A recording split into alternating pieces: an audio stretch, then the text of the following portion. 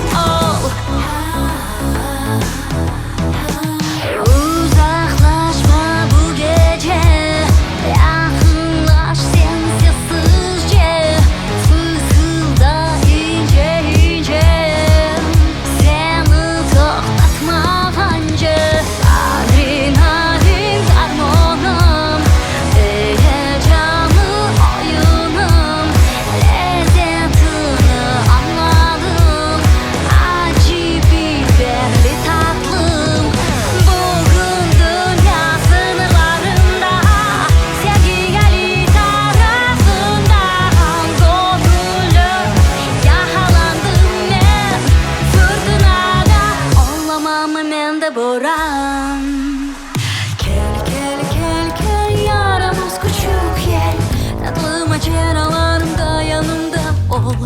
Es, haydi dur nefes kes, oturursun tozlar eski yollarda. Ayt, tatlı sözler ayt, tiken olsun söylerim senin. Çal, düşlerimi çal, yanı hayalim ol.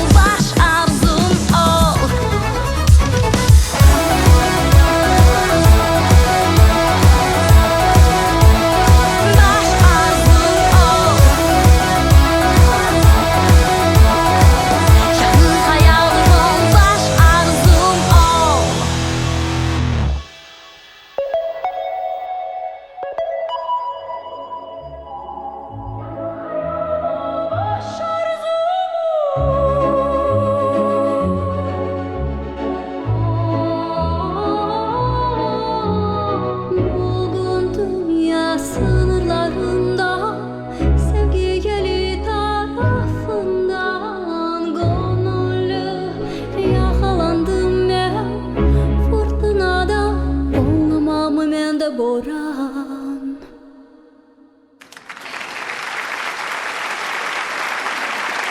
Son, бигендin mi?